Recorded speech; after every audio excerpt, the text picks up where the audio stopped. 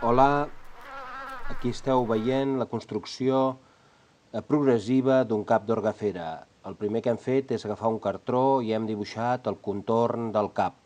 Després hem agafat ampolles grans de 8 i 5 litres d'aigua buides i les hem encintat. Aquí veieu un tros de morro.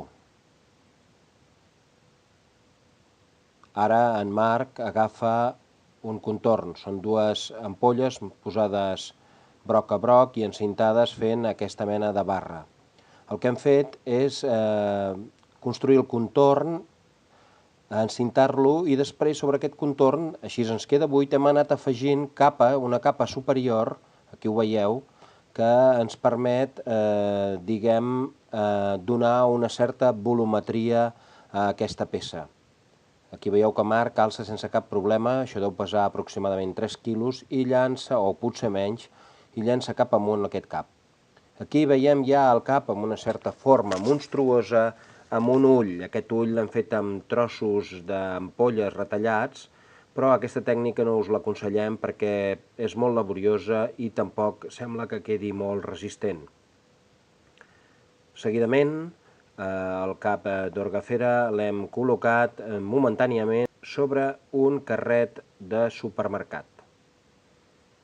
Així ens podem ja fer una primera idea de com podria quedar el cap d'Orgafera, sí, aquí ho esteu veient, sobre el seu cos portat per una persona.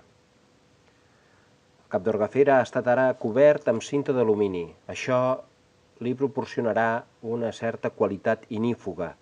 I aquí veieu les proves que estem fent aplicant amb làtex industrial trossos de tela. Finalment vam fer dues proves, una aplicant cinta de paper sobre la cinta d'alumini i l'altra directament. Aquesta segona és la que ha resultat bé bona, no fa falta doncs cobrir amb una altra cinta de paper, i aquí estem veient en Marc i en David posant les tires amb el làtex lleugerament diluït sobre l'Orgafera. Avui és el segon dia en el que estem afegint aquesta mena de paper maixé de tela